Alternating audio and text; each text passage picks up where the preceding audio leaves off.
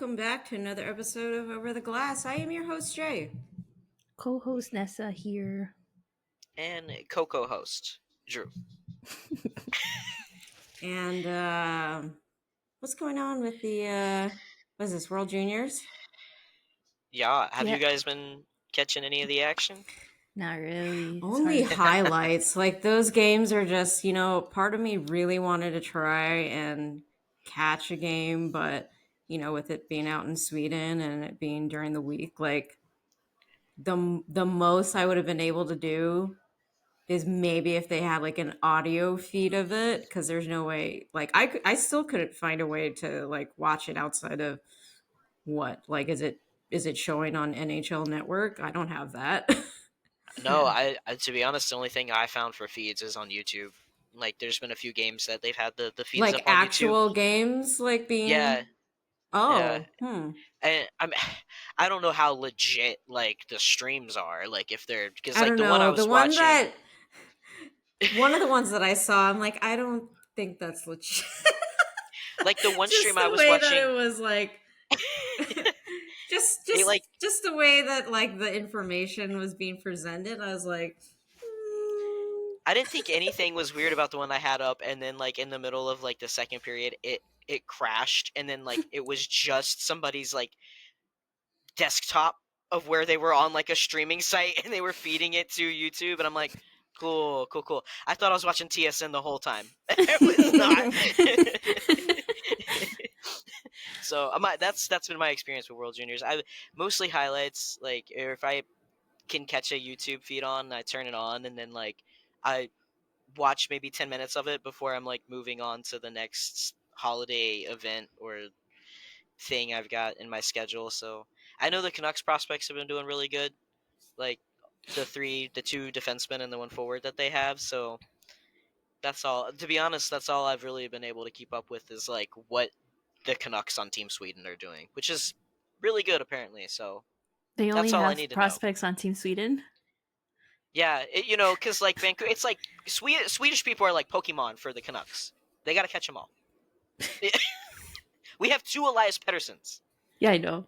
That's fun. Like, it's like a collection. This first one is pretty good. What about this second one? They must must be it's the branded newer model in some fashion. I always joke that like actual Elias Pettersson is like both Sedins in one body. So they were like, well, how do we improve him? And they're like, well, we get a second one. And he plays the other side of the puck. So there's an Oscar Pettersson too, apparently, that plays for the World Juniors Swedish team. So I would already like to welcome him and his last name to the Vancouver Canucks roster in the future. So, we have a place for you and your Petterssons. For a second, we were collecting Carlsons. What is his? I already forgot his name. Melker. We had Melker Carlson first. Then we traded for Eric, obviously, and then we had drafted. I don't remember his first name, but his last name was also Carlson. We ended up trading him away in I forget with who, but we had a few Carlsons. I haven't heard Melker Carlson's name in forever. So you said that and I was like, I know there's another one, and you were like, oh, Melker, and I was like, oh yeah, that guy. That guy. I'm pretty sure he's retired from hockey or something. I think so. Yeah. I saw Melker at the supermarket one day. Was he like awkward? That is a very tall person over in the meat section. Dude, did you guys ever see the tweet that went around of when Messi was like grocery shopping, Leo Messi, and like they seen him at a Publix in Miami, and his buggy was his cart was just full of like, it was like big boxes of Fruit Loops and like Lucky Charms and stuff. Like it wasn't for him at all. Or his kids. Dude, I have a friend in Australia, and we, back in the day of like chat rooms and AIM and all that stuff, that's how I met her. And we were both pretty young, and she apparently was really obsessed with like Lucky Charms, and I ended up sending her a box, and I'm sure it like oddly like doesn't make sense with the amount of like shipping and everything that like it costs, but apparently it was like one time she took a trip to the US and like obsessed with Lucky Charms, and I'm like, sure. The thought of that, like like Lucky Charms in Australia, because to import those into their supermarkets, they're probably like $30 a box. So So it kind of works out then. I yeah, was the import for her. you were Made the it Lucky happen. Charms, the Charms dealer. Mm-hmm. Yeah. Well, we saw this morning that Greer is out there observing all of the prospects that are in the Sharks pipeline. And some of the highlights that I saw were apparently Will Smith is having like a pretty good tournament. That top line is apparently just making stuff happen. I don't remember who. I know it's was it Ryan Leonard, the younger brother of John Leonard, who I think is a prospect for the New York Rangers. And then there's actually no, he's with the Capitals. I think he's a Capitals prospect. And then the other guy that I'm thinking of, Gabe, I don't remember his last name off the top of my head, but he's the prospect for New York, and like that top line is just apparently really clicking, which would be really nice to see if they all went to the same team, but I guess that's not ever going to happen. But Well, maybe we can Leonard and manifest it in Smith about 10 years. Leonard and Smith played together in Boston, I'm pretty sure. Pretty sure they're on the same team. Like, I'm That's sure why they have that such good line has chemistry. been like, they've been together for a bit. So just the fact that they're just like coasting through this tournament and having a great game, like that would be cool to see at the NHL level. But we'll take what we can get right now. We'll take half of them. And then who's the other guy? Oh, and then of course, like all the nice things that are coming out with like Celebrini's game, and every time the Sharks lose, and I'm like, Try to manifest something here. That's like that was last season, like when we were so far behind the game. Like I am very adamantly like anti-team tank, but there was a point last season where I'm like, well, we might as well just do it. Like Bedard's on the board. There's no hope for us. We played ourselves out of the playoffs like a month and a half into the season. Just go all out at this point. I was like, all right, well, everybody else is tanking for Bedard, so we're halfway there. But you know how those cookies crumble Some of us weren't tanking for into an Bedard. unfortunate cookie jar. We were just tanking. Some of us were just tanking because it was cool. Just because we sucked. It was a trend. Who needs to perform like top level performance in the league? No, the strategy is to just go in there and forget everything. Run into each other, lose the puck Sometimes constantly. it feels like that. Tyler Myers.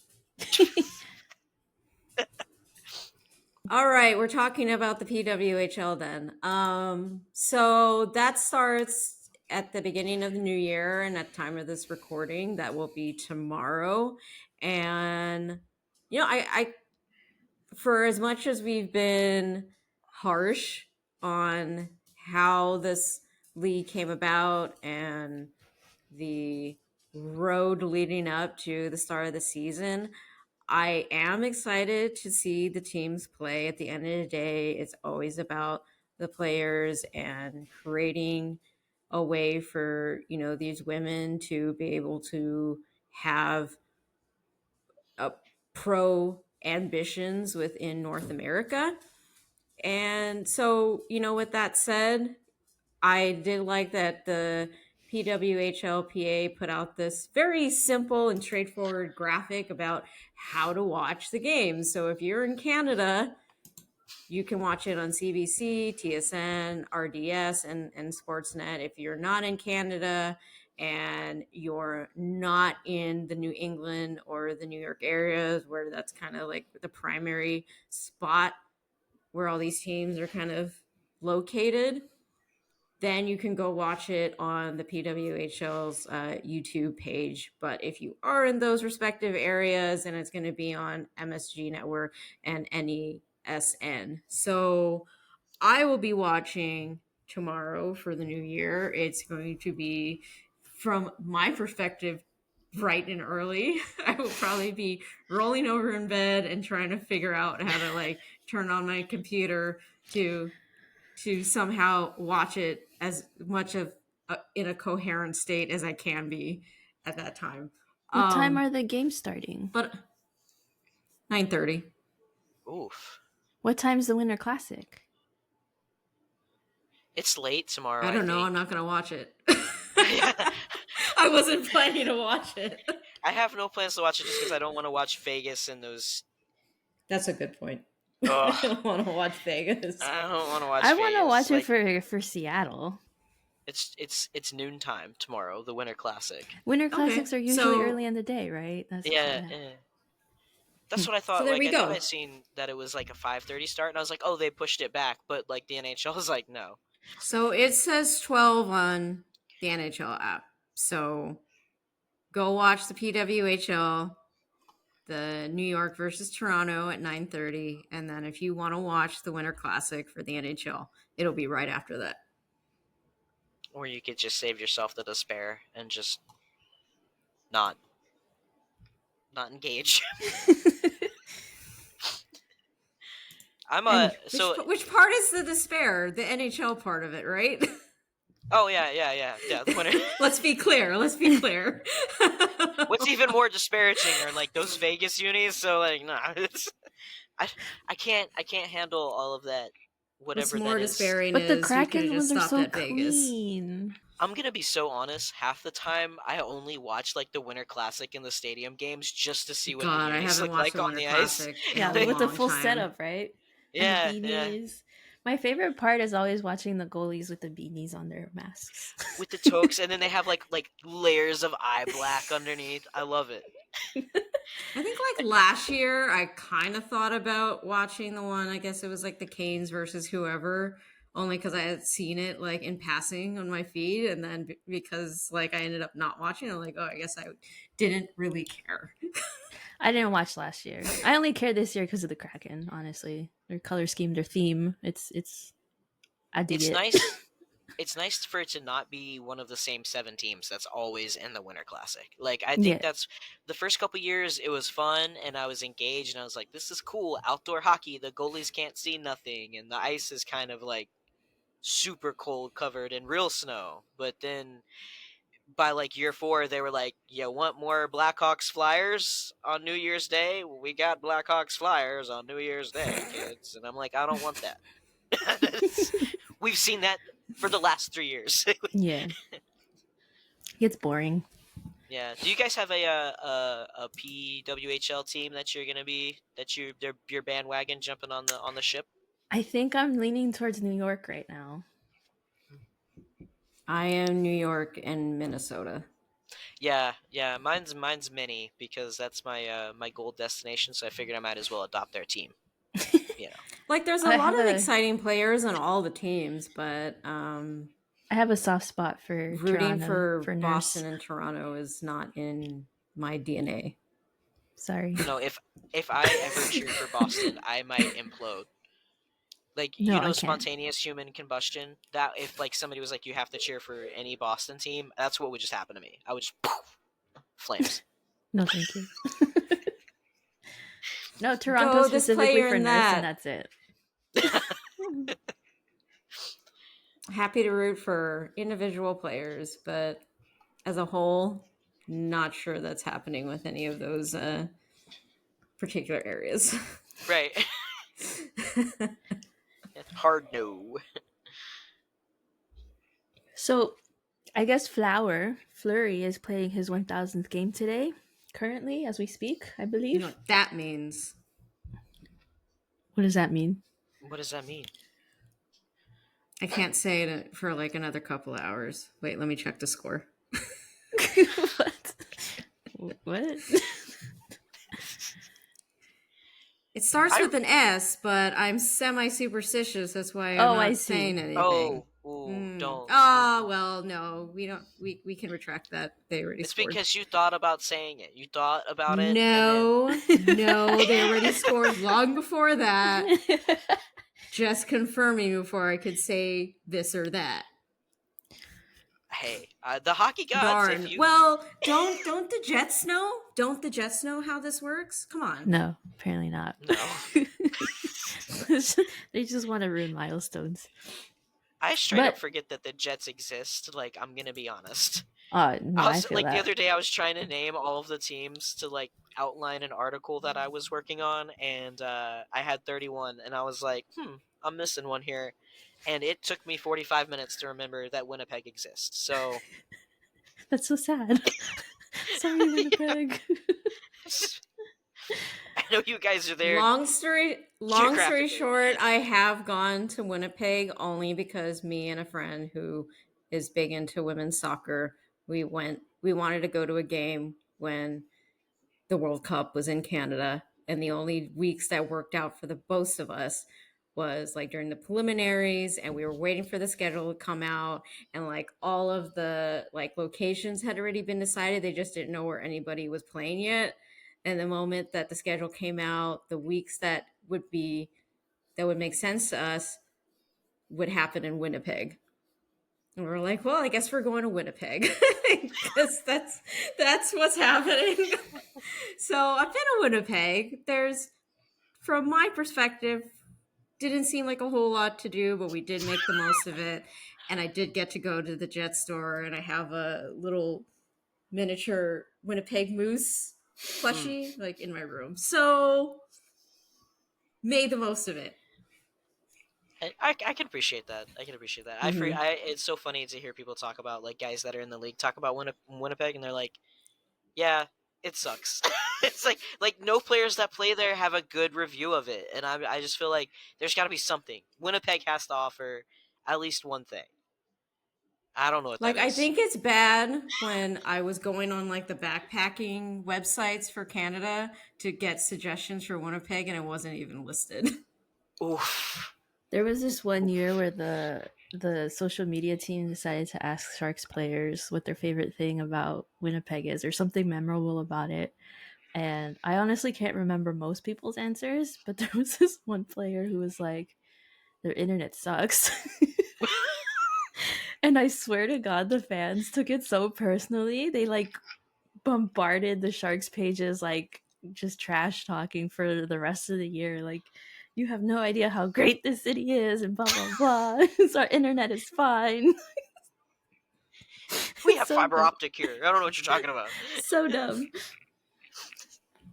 I do want to say with Flower taking his 1,000th lap in those because I've been looking at the video here, and I'm like, man, those It's a really throwbacks. great setup. Yeah, and Flower is like, I mean, like he's the yellow pads with it, and like the white mask with the nice accents. Like it looks really sharp. I really like the North Star throwbacks. Like I really do. At first, I was kind of on the fence about them. I was like, I don't know if it translates that well, but seeing them on the ice and like seeing Flowers set up really complement like the whole arrangement of vibes around it. I'm like, I dig this. I like it. I think he looks really good. They're like the Yeah. Green Bay Packers of the hockey world. Ew. Anyways, Yeah. besides that, I think it's really cute of the team to give him a solo lap for his 1,000th game.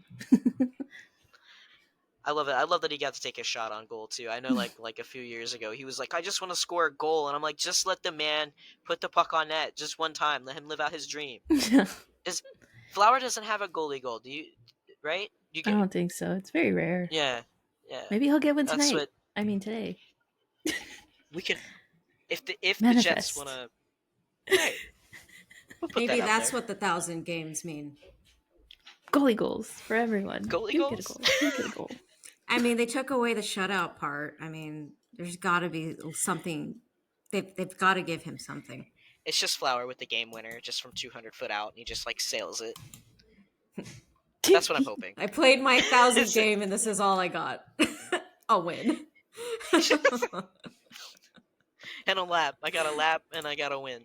If no one saw it earlier this week, because I was definitely surprised to come across it, Chris Letang became the first defenseman in NHL history to record 5 points in a single period. If I hadn't seen it first on socials. Like I probably would have not seen it otherwise, but because I also have him on one of my fantasy teams, I was like, "Oh, I wonder how my fantasy team is doing." What the? Doing great. I'm like, rub eyes, look at it again, and I'm like, "Excuse me," check the categories, and I'm like, that's definitely not assist. Like, come on, like that's crazy. But In one period is wild. man, like they kind of, and like this is coming off of like I think they did okay leading up into the last couple of games before the holiday break. But the previous game that Jari played in, that was against Toronto, and they just got killed. That was the I don't remember the score, but he ended up getting pulled from the game, and it was just like a brutal welcome home party for Kyle Dubas. And it was just all bad. So it just looked like they came out of the Christmas break just like ready to just shut everybody up. Like him and Jari with the shutout, and I don't know, craziness. But to have someone get 5 points in like a single period, I just find it insane. That's wild to me. Like that's something I would expect from like, and it's not to say that obviously Letang has been a mainstay on their blue line for what didn't they like draft him? And you know they had like a really good run. Like they're trying to get like their last hurrah out of him and Evgeny Malkin and Sidney Crosby, but like that was something that I'd probably expect from like an Eric Carlson. Mm-hmm. And to see the Letang do it, I was just like, that's insane. Good Yeah, for him. I hate to say it, but I would expect something like that out of like Quinn Hughes or Cale Makar or one of these younger defensemen that are known for like moving Yeah, the puck that's true. around, Yeah. you know, really well and getting the good zone exits and entries. So the fact that Chris Letang, I mean, he's been in the league now for since Ever. 2006, so going on what 17, 18 years, yeah. So the fact that like he's like getting that extra, I mean, his production's never really slowed down too much, but just to see him, you know, almost 20 years in the league, and he's like, "Watch me do this all in 20 minutes." Okay. I think it's pretty impressive. And none of those were on the power play. No, so they're all even strength assist. Isn't he the player last year that like had a stroke or something? Yeah. Was it? That's crazy. Yeah. Yeah, I'm pretty sure. And for him to come back and still be able to produce like this, I don't know, man. That's pretty impressive. That's like guys like Brian Boyle and his name is escaping me now, but the younger guy that plays for the Flyers that like they find out in the middle of the season they have like leukemia or lymphoma, and then they like take a year off and they go and beat cancer, and they're like right back on the ice, and they're like, yep, just Talking off about season Lindblom. He's his bucket shenanigans. on our team. Lindblom. Yeah.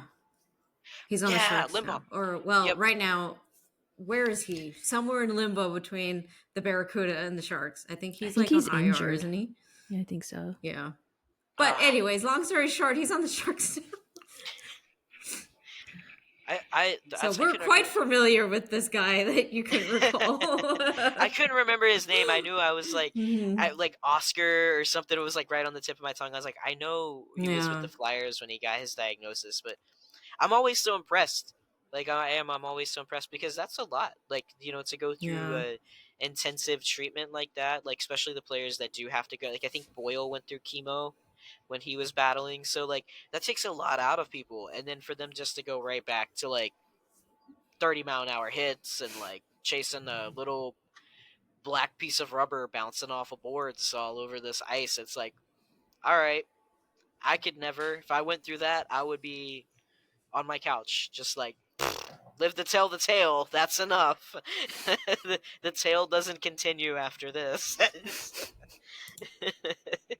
New chapter, but I think that's so cool. I think it's like I don't know, superhuman. You know, I guess it's like one of those things, and you're in the best shape of your life and have those kinds of doctors and stuff around you. Like That's obviously what you hope happens, is they come back from a stroke or cancer or illness or something, like they didn't miss a beat. Yeah, it's pretty cool to see. Excuse me. I'm choking over here. Oh, it was just last year. Letang suffered a stroke on November 28th. Yeah, that's what I said The last year. second of his career. Yeah. Yeah. Oh, shit. So he's had another one? Yeah. That's wild. I think he has like something with his heart that causes them. I can't remember exactly what the condition is, but he had one. I can't remember when I read the article last year, and then last year he was out for a really like a good while because of it, and then people were worried that he wasn't going to be able to come back to play because like you're a young dude having strokes, like what the hell. But look at him now, like Yeah. nothing happened. I know Chris Letang from like he was kind of not necessarily like a part of the Canucks organization, but he was really good friends with Luc Bourdon, the Canucks prospect that was the young player that was killed on the motorcycle accident. Um, so he's like been sort of a figure, like especially when that happened, he was kind of around the Canucks organization a lot just from being like teammates with Bourdon. So um, I've always kind of like kept him on my radar just because I think he's a stand-up dude. You know, I like keeping up with good character players, like players that we know are solid human beings. Because there's some dudes that are great on the ice, but then like off the ice, you're like, no, I not could that name a guy. few. Could think, yeah, Right? thinking of a few right now. Uh-huh. Mm-hmm. On the topic of Pittsburgh, though, and this is not really hockey related per se, but if you guys are football fans, you know Kyler Murray. He's the Cardinals quarterback. They're playing the Philadelphia Eagles right now as we speak. I think the game's about to end. But Kyler Murray showed up to the game wearing a Crosby jersey just to like troll, which I thought was really funny. And the Penguins ended up reposting that. So some fun little trolling in the sports world. I love the Penguins like response too. They're like just one way to instill fear in the city of Philly is walk in a Crosby sweater. Yeah. I love when athletes do that. Like when they code-opt. Like we had Miles Jack. I'm not sure where he's playing anymore, but he was with the Jags organization for a while, and he actually has an ownership stake in the Iceman. So just as soon as like the deal went through, when he was still with the team, he showed up in an Iceman sweater to the game, which was really cool. And I was like, nice. Like, imagine if we were an NHL team, it'd be like that much sweeter. But just seeing like Miles Jack, and I think it was another player that joined him. They all showed up in their Iceman gear, and I was like, that's pretty cool. I dig this. Yeah. Just some fun things that happen. I saw a clip earlier this morning of the Cardinals and the Eagles game, and the Cardinals were like somewhere in their in on their end, and there was an interception. And I had no context of this clip. I was just like, oh, what is this? And I see this guy get the pass, and then like he starts running the other way, and it was like a 99-yard like interception. And I Ooh. was like, wow, Oh yeah. that looks bad. Yeah, that's pretty bad. I You go think this is 99 yards bad, without stopping him. guys. You. Despite that the game's close, I don't think the Cardinals will be able to come back because there's like 30 seconds left as we speak, but it's 28-31 at the moment. That is gonna come and haunt them Yeah. into the new year. Yeah. That is pretty bad. These guys are like, "Ah, get him." I don't even know what the Jags are doing anymore. For like everybody is hurt. I think we're like without wide receivers. Trevor Lawrence is like half a bionic dude. The Jags right now we're like one of the faves to make it all the way into the playoffs, in the NFL, and now that's like a hope and a prayer we make it to week 16. Your Jaguars are currently shutting out the Panthers 26-0, so you're Oh, looking good right now. The Niners won nice, today, nice. so I just turned the game on, so sweet. We need a dub before we play our way out of the playoffs. So, but that would be on brand for the Jaguars. So it's like, yeah, you can't be like too upset about it. You just like remain sort of like deliriously optimistic to an extent. Delulu. That's how I live as a sports fan. Sometimes it's the only way. True. Survive, adapt, overcome. Sports delusion. Oh my god. What is this problematic creating the most problematic NHL player? Who put this in here? Please explain. Jay, was that Are you you? skipping over your Kraken stuff? Well, we kind of touched on it already. Just like I Okay. just put like what the I'm just checking decorations look like. before They're we so move cute. on to problematic NHL player. I do really like how the Kraken like leaned into like the ship port thing with like the boat docks. That's so cool. I really hate to say it, I'm such a sucker for the way they brand their team. Like it's They're just all so good. So good. It's so good. And I know they're supposed to be like our geographic rival in the scope of like the NHL. They're like, we're gonna put this team 4 hours from the Canucks and you guys are gonna hate each other. And I'm like, Two but and I a can't. half. It's a 2.5 hour drive from Seattle to Vancouver. It's not that Like, far. I would love to have a conversation with somebody who is from the Seattle, Washington area, because I'm sure there's Canucks fans there. And to get a team like right in your backyard, like I know there's that one woman who, you know, like there were articles written about how she spotted the cancerous mole on the Canucks trainer or something like that, whoever it was that works behind the bench. So, and it looks like she's a supporter of both teams. And but I guess just from the fact that the Bay Area is getting Bay FC, and I've been like a supporter of the Seattle Reign for so long, like I'm kind of going through that, but not at the level that like I'm diehard about the Sharks. Like I kind of like the Reign is my team. Obviously, I'm supporting Bay FC now as well, but I've kind of just been like supporting like the whole NWSL like as a whole. So I think it'll be more like it'll affect fans more if they ever meet during the playoffs, because right now they're kind of just coexisting. I think I know it was speculated. I know they got the Winter Classic with Vegas this year, but there has been like this rumor and sort of like talking about a Winter Classic that would be Seattle, Vancouver, and I feel like that would be so much better, but they want to do this whole newbie teams matchup because I get the promo part of it, but like just think of like the proximity aspect of it, like could be really exciting. And I think why too, like, Vegas? Like they just had an outdoor game. I'm so annoyed. Because it's Vegas. These are our two new toys, so we're gonna put them against each other.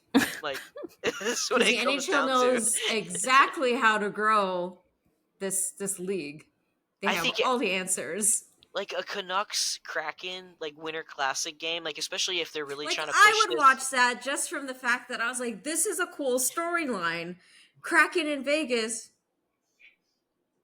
Sure. Like there is no storyline there except like they're the most recent teams we added, and that's exactly what it is. Yeah, we want to market the hell out of them because like they look pretty. It's like, well, you know what? Vegas doesn't even look pretty in your Winter Classic game, so you did it wrong. So bitter. Dude, imagine like the sea theme that if it was the Canucks instead of Vegas. You got the whole, I don't know what to call this, like sailor themed the Kraken do, because you know they're playing in T-Mobile Park where the Mariners play. The Kraken, obviously, creatures of the sea. And then if you got the orcas coming in, that's what it would be like. SeaWorld on ice. Yeah. I'm just saying. You've and then missed an opportunity here. Maybe invite San Jose just to be like audience members. Add some sharks in there too. Let's just keep it sea themed. The game doesn't even get like it's not on ESPN. It's on like the Discovery Channel. They were like, "This is more." I'm saying they need to tap into other markets, and this might be the way. People who are interested in sea creatures. they're all That like maybe they've sharks. never thought about, sea creatures playing on ice. What Just happens when saying. the ocean freezes? Well, the sea creatures got to go somewhere, so we put them in hockey outfits. It's I I Free would ideas here. Free ideas. it would be so aesthetically pleasing too, like a Canucks Kraken Winter Classic matchup, like because the way they've branded the Kraken's branding is just top notch anyway. But if you there's so much weird hockey history. Like I'm in like a Vancouver Millionaires hat today, but like imagine like a Seattle Metropolitan style get up with like a similar like Vancouver Millionaires like the stripe get up. There'd be 1,001 ways to market it and have a good time. Or you could go like I know they don't want two teams of like similar colors playing each other, but you could totally do like a Kraken. I don't know what color they would work with, like a mint green or something. I don't know, but like a blue and green, like the blue and green Canucks branding with like the Kraken's colors scheme. I think it would just be really. It would be pretty to look at. Yes. But instead, we you're get going the to have to look at ugly this goals. mustard jersey with a V in the middle. There's nothing I despise more in the league than Vegas's honey mustard. We're looking at the problematic NHL player graphic, and it's like a person in the honey mustard jersey, and that's just offensive to me. Just the jersey don't itself think is another- problematic. That's it. We It should, looks like we should honey add mustard. to this and just be like, this jersey is problematic. I'm just gonna record like an hour-long rant of me just picking apart people's like the team's aesthetics. And be like, Vegas, you look like honey mustard packets. Nashville, you look like school buses. Yellow is just not. It's not always a cute color to use, y'all. It's not. I think you got to do it right. Like you can't be both teams are mustard. You've got like regular French's mustard, and then you've got like Grey Poupon over here. Anyways, I'm just saying. All right, let's move on to the problematic NHL player. I don't actually know the original source of this graphic. All I know is just a friend sent it to me, and I was like, "This is brilliant." So I guess let's just start from the top. Did you all see that clip that was out there? Like I want to say like a month ago of Alex Galchenyuk getting arrested, and he was like recorded. Like I think he must have been drunk or he must have something, and just the stuff that was coming out of his mouth, I was just like, okay, all right. I like how when he's like combative in the back of a cop car and he's like trash, that he turns into a Russian gangster. Like every time like that I watched that video, I was like, what is happening here? Too many shots to the head, Galchenyuk. yes. Yeah. Problematic thing number one. Alex Galchenyuk's brain. What I really enjoy is Phil Kessel's diet. Wow. That's just rude. All right. Put that Don't in jump here. ahead. Don't jump I'm ahead. sorry. I'm sorry. Okay, second thing would be Jordan Binnington's temper. Baby Binnington, as Jay likes to call him. We've seen him throw so many tantrums in this league. I don't understand how he hasn't been disciplined for certain things that he's done. But here we are. Also problematic. Because he's white. Well, most of them are.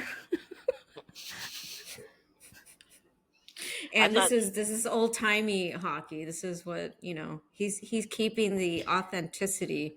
I think it has more to do with the fact that he's a Stanley Cup champion. I have nothing say about Jordan Binnington.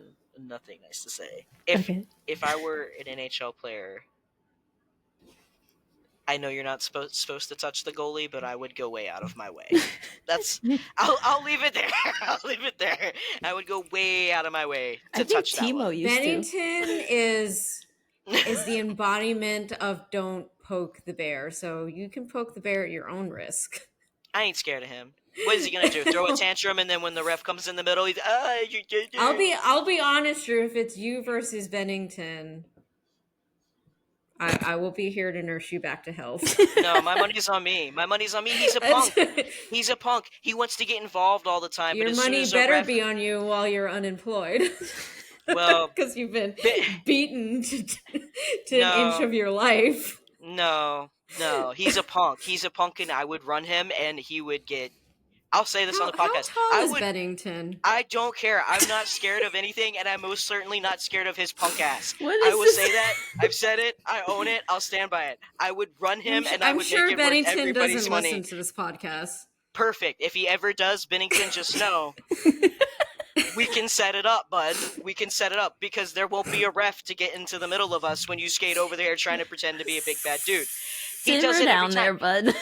He starts a tantrum, and then like the refs will come in, and then he's like behind the ref, and he's all like, and it's like, bro, you're not like, go tweet some racist stuff on Twitter again, Bennington, and get off of the Maybe ice. don't and do that. Don't. We don't encourage that. I just don't like him. I think he's a terrible person. I think he's a punk ass player. There, I said it, and I'll stand by it. And if anybody's got a problem with it, come see me about it. I don't like Bennington, and I would fight him, no problem. I'm sorry. When's Not your scared of birthday? It's in a couple months. If You're you want to set that February? up, Are you in we February? can. Yeah. What does that mean? Are you Pisces or what? I'm an Aquarius. Interesting. I'm an Aquarius sun and an Aries rising, which means I'm always sort of detached, but I'm always fired up about something. Listen, Yeah. that was just legit Aries energy to simmer down. Exactly. Like, not even I'm like that. I don't like him. I have nothing nice to say. Okay, next one.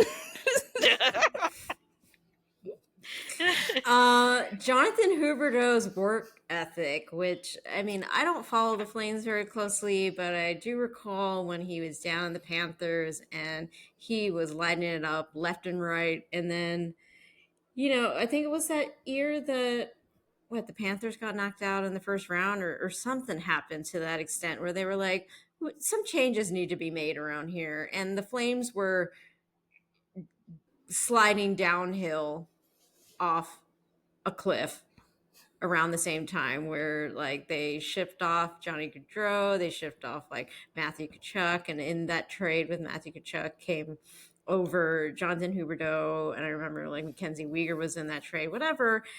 And I was thinking, like, I guess this doesn't seem like a bad trade, right? It looks like the Panthers won that trade. For just sure. a little bit. I mean, they're not doing as great as they want to, but the Flames are no.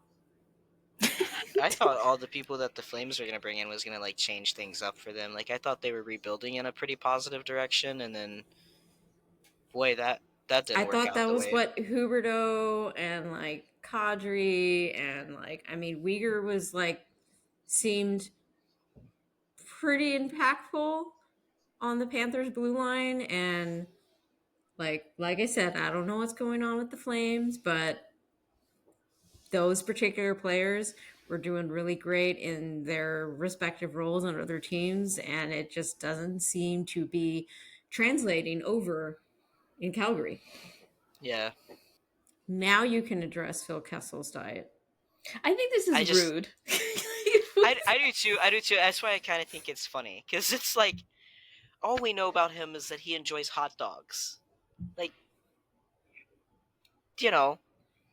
a man can't enjoy a hot dog on a bench.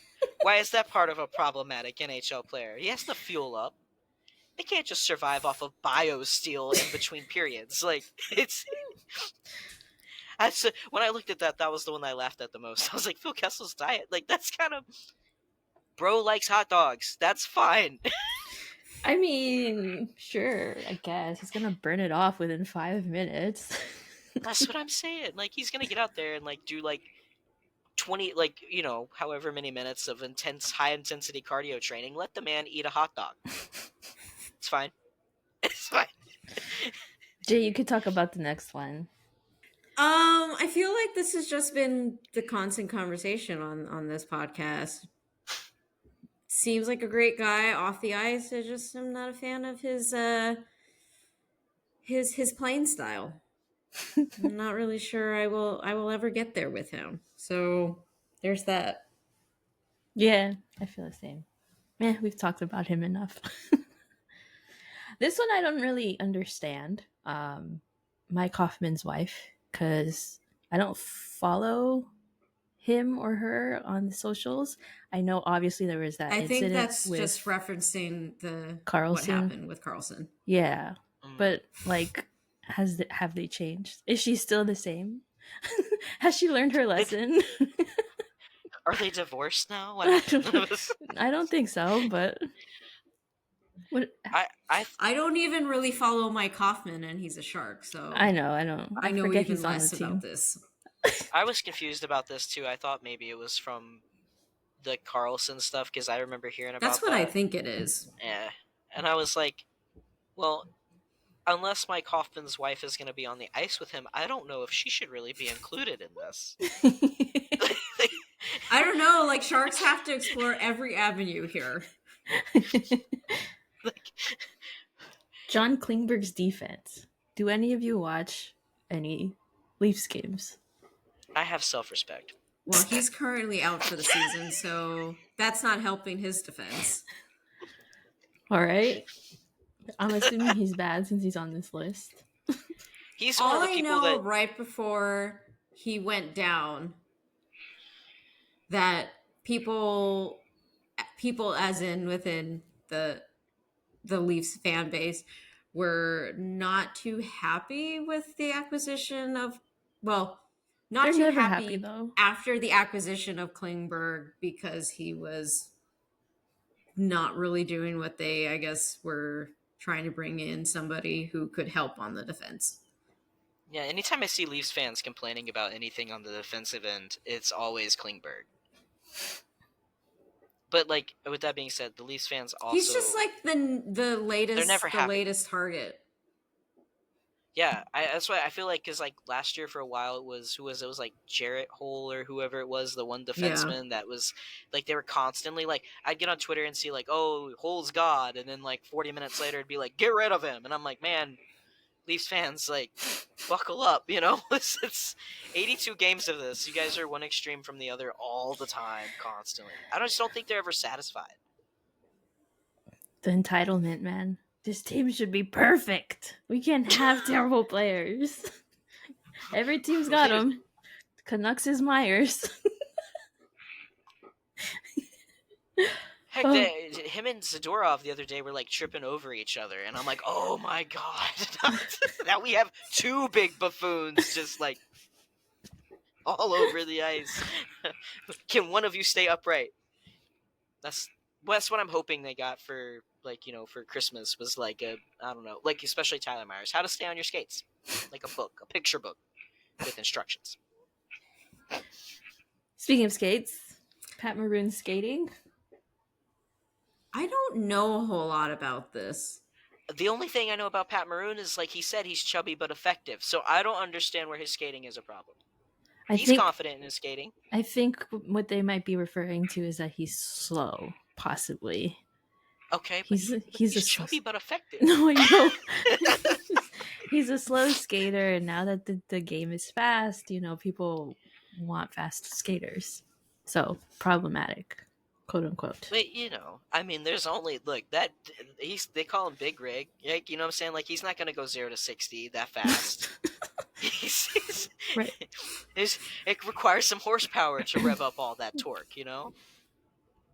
I like Pat Maroon. I really like his comment about like being chubby but effective. Like, really was like, oh man, he's got a personality, and he's just so like, he embraces who he is. So I mean, I'm sure he gets teased all the time about his weight and all that nonsense. Like, remember that incident with the one broadcaster that said something, and he's just like, what the hell? I think I retweeted that with like his original comment when like people were chirping him, because I'm like, what, you guys are trying to be mean, and he's like obviously well aware of it. So you know, like, he's making do with what he's been given. All I gotta say about Pat Maroon is the what I had said when he was getting fat shamed is I will advocate for Pat Maroon when he stops making misogynistic comments. Ooh. Because in response to the fat shaming, he decided, "Oh, here's my chirp at you," and I'm like, "Yeah, that's not a chirp." Mm-mm. Well, see, that's not cool. Yeah. Yeah. So you know. I'm gonna be honest. The only players like I don't like stand up and like players' business. Like the only players I really keep tabs on like that are like the Canucks, right? Because there's always so much media hype about rifts in the locker room. There's somebody's always creating a problem for the Canucks. So I don't I don't ever like I'll see the news. I don't want like deep dive into it. So like that's kind of disappointing because I really liked Pat Maroon before finding that out, and now I'm like, man, there's always Always you can't win something. all of them. There's always something. You can't win. You can't have it all. On the opposite end, a player who is great off the ice, amazing person, but a terrible human on the ice. Brad Marchand's slew footing. I can't stand Marchand when we play him. Like I can't stay. He's just such a grimy, greasy little dude. But then he gets on Twitter and he's just like, "Up yours, homophobe," and I'm like, "I love you." Like what a great dude. Like if you played with half of that love on the ice, I might have a different opinion of you. But He could be everyone's favorite player. Well, I know. Well, looking at you, City of Boston. Yeah, I mean, problematic. Not just his slew foots, but like he's problematic on the ice. freaking licking people. What is wrong with you? What? Not It's the end of the year. I gotta get on my roast in before 2024. That way, everybody's mad at me at the start of the year, and I'm like, I said what I said. That was last year. Don't bring up old shit. Not you, him. I said him licking people. You need to calm down there, Drew.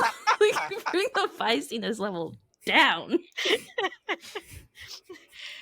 I'm gonna roast everybody on this show. That way, when people talk about it, I'm like, why are you bringing up stuff from last year? That was the old me. I'm changed now. New year, new me. You haven't heard? You're being like that one teammate of mine, like great guy to chat with, like off the ice, but on the ice he thinks everyone's coming at him, and like he just like goes at people for breathing the same air as he does, and like getting thrown in the box for like several times during the game. So it's like, what's wrong with you? You looked at me funny. always thinks someone's coming at him. We're like, bro, no one cares. Please calm down. You keep putting us on the penalty kill, and everyone's getting increasingly upset with you. Oh, no, I'm just feisty like this in my everyday. Like when it comes to sports, I actually have great sportsmanship. It's so weird. Like I will, like especially in sport, like if you in soccer too. Sometimes people want to like make runs at the goalie and I'm like, don't touch. Like I'll fight you over the goalkeeper, but like if you fall down and you're hurt, like I'll stop mid play to be like, hey bro, you good? But I don't know. I can't figure me out. That's part of my New Year's resolution is to figure out why. Great sportsman, but like if I don't like you, I don't like you, and I'm not gonna hide that. Especially if you're Jordan Bennington.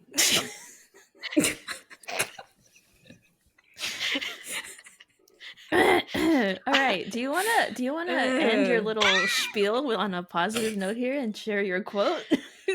See, I had a positive quote because like last week I was like the world's gonna end, Merry Christmas, and then this week you were singing to a whole nother negative level. Like, what are you doing here?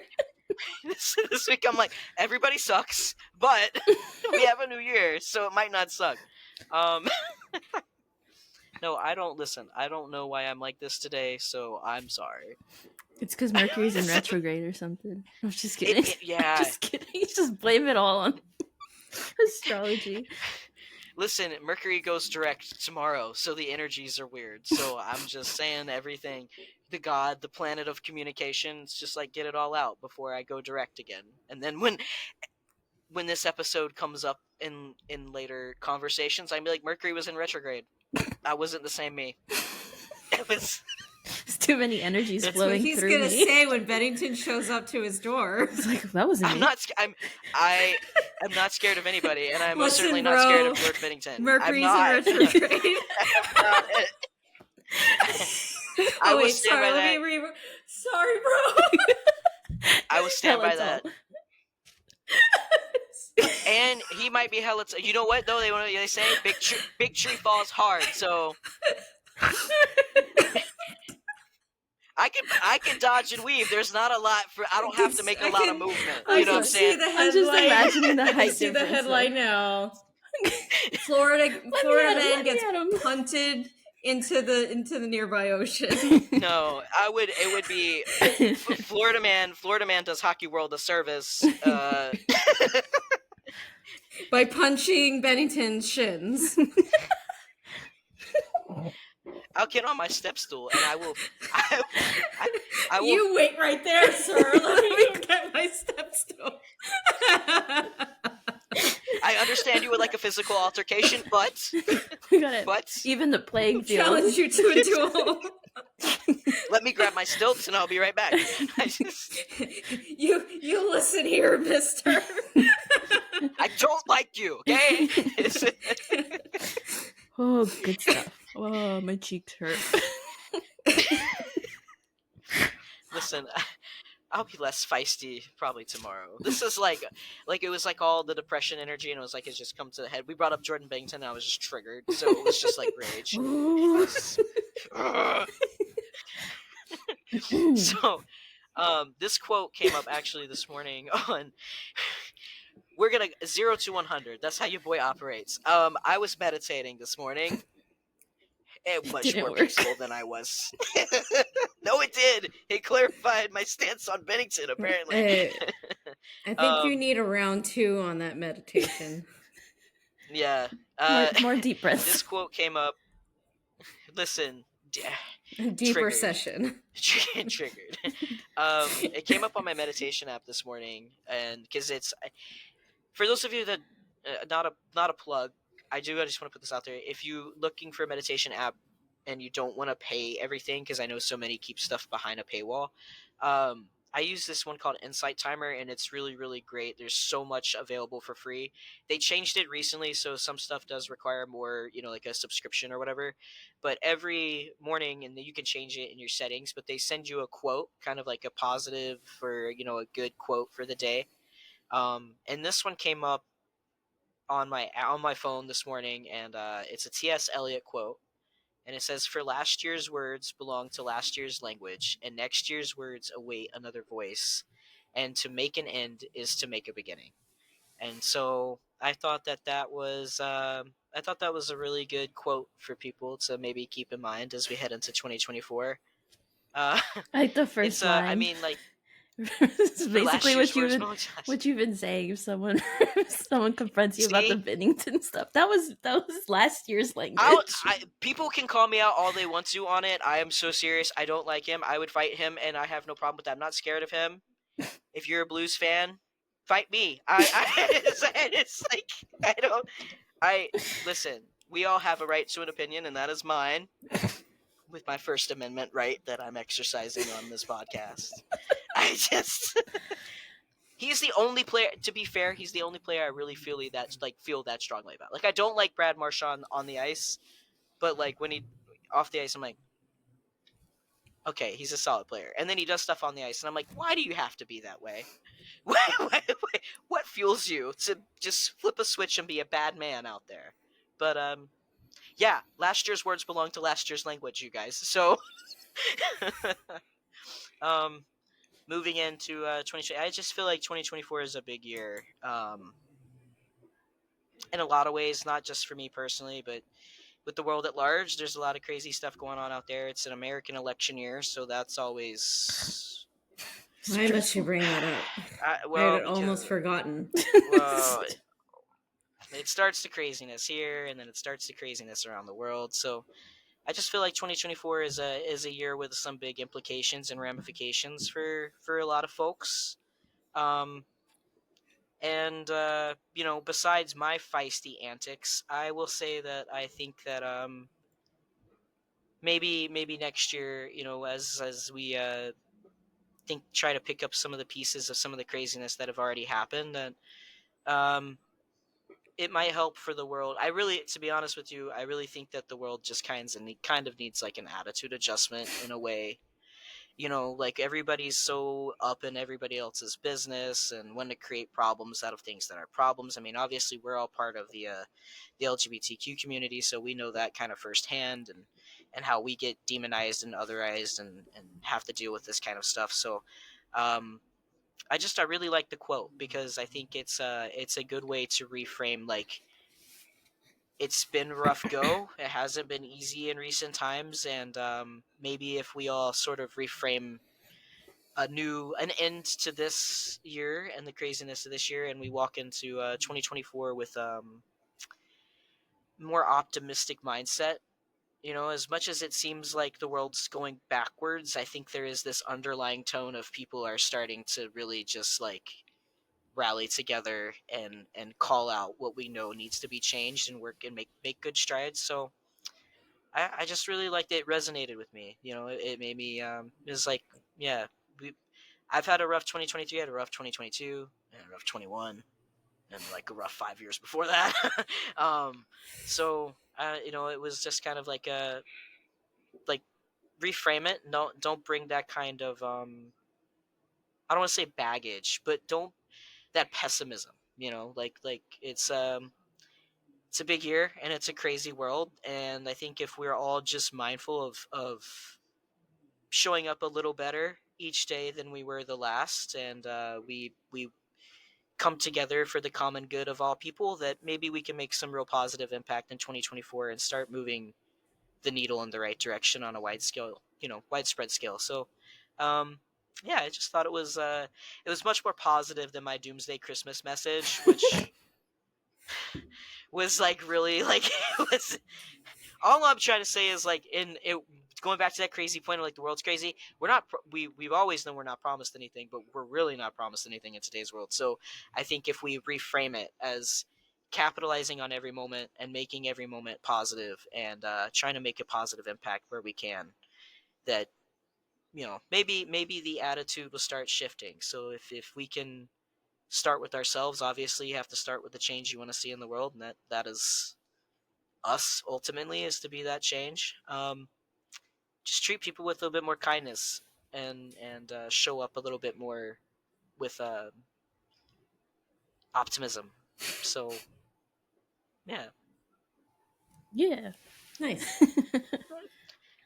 it's a little bit of a ramble, like always. On a similar note, I wanted to share a poem. I've been really into poetry lately. It's kind of been cathartic for me, reading and actually writing lately, which is not something I do, but with recent events, it's kind of been a thing to help me kind of process everything. So, but I came across this one on the Instagrams the other day, and it's basically along the lines of what you're saying, about positivity and kind of just making the most of what you have. But this is a poem by someone named Alicia Waghorn, and it goes: a reminder to be gentle on yourself if you did not reach your goals this year. A reminder to celebrate if you did. A reminder to be grateful for all that came together. A reminder to leave behind all that fell apart. A reminder that sometimes things end to make space for better things to come. A reminder to never settle for less. To be kinder to yourself. To reach for the stars. To love and be loved in return. A reminder that no matter what this year looked like for you, you are still here. You made it. A reminder that within itself is worthy of your attention. A reminder to be grateful for what was, what is, and what magic is yet to be. And I think it just aligns with a lot of things that I've been hearing from several people around me, who had very, very, very difficult year, myself included. Um, you know, like people are so hard on themselves about how they end up reacting to difficult situations. And one thing that I constantly find myself doing is reminding people to be gentle with themselves, because it's like you did the best you could in these situations. The now the best thing you can do now is learn from that and, like, you know, go from there. But yeah, some positivity. And I don't know about you guys, but I'm feeling like an energy shift for 2024. I haven't felt this in a few years, so I'm excited to see what's coming. I I I'm actually, to be honest with you both and to all of our listeners, I'm a lot more woo woo spiritual than I let on. Like, I really am. I got out of the Southern Baptist Church when I was a kid and kind of detached myself from religion because of the hypocrisy that I found in organized religion. And as I started my trauma recovery journey at the end of 2021, beginning of last year, I sort of fell into that spiritual, like, and started kind of getting to know myself better in that realm too. And yeah, so I double down on that, like with what you said, Nessa. Like, it's a weird way to describe it, but I'm really optimistic about 2024. Like, for myself personally, but it just feels like I was saying with the quote earlier, like, there is a lot of craziness, but if you look out there, there is this underlying tone of, like, people are tired of it, and people want things to be better for everybody, and people want things to be simple and easy, and everybody's like on a level playing field. I just feel like there's a underneath all of the surface crazy, there is this tide of people really want positive progress. And I don't think it's going to be an easy ride. I think there's some crazy stuff, especially when it comes to America, that's probably going to have people a little wild. But like, the big thing too, like, I don't know if you guys are super into astrology, but, like, Pluto enters Aquarius next year, which brings in the age of Aquarius. So all of this stuff with, like, AI and, like, American democracy, like, all of it falls perfectly in line with, like, this astrological transit. And there's a reason why people made songs, like, back in the 70s and 80s about the age of Aquarius. This is supposed to be a dawning of an enlightening time and a lighter time. And so I feel that energy myself. Like, I really do feel that vibe myself. So, as I said, just show up every day better than the last. Be the change that you want to see. Treat others with kindness. We're all going through it. We're all going through it on some level. Yeah. Um, we don't have to keep living. I think this is, like, the one thing that I want to kind of end on is we don't have to keep living in this paradigm of labels and other sides and seeing each other just through the lenses of a label. Like, at the end of the day, we're all human. We're all on this rock. If something goes wrong with this rock, it's all over, right? Like, the labels and that kind of stuff doesn't matter. So generate some positive energy, generate some positive vibes, and put that out into the world, because I feel like if we all collectively aim to do it, that's where we'll be next year. It's going to be a crazy ride. We all should strap ourselves in, but be positive throughout the ride, because I feel like we're going to come out of 2024 on the better side of things. Like, I genuinely feel that. Can't tell you why I feel that way. I just feel it, like, in my jellies. In your gut, So, right? I feel it. yeah. I'm slightly spiritual too. I'm not super into astrology, but there's, like, other certain things that I believe in that my family practices and stuff. So I really wasn't into astrology until, like, my ex brought up my birth chart, and then the stars were telling me things about myself that I didn't want to admit to myself, and I was like, oh my god. There's, like, the more research I dive into it, I'm like, oh, the stars are reading me every day, all day. All right. As always, I am your host, Jay. I'm Nessa. I'm Drew, or I'm not Drew. We haven't figured it out yet. Thanks for watching, guys. All right. Take care, everybody. Go watch the PWHL start of the new year. It's going to be an exciting time. for women's hockey. Ooh. Bye. Bye. Bye.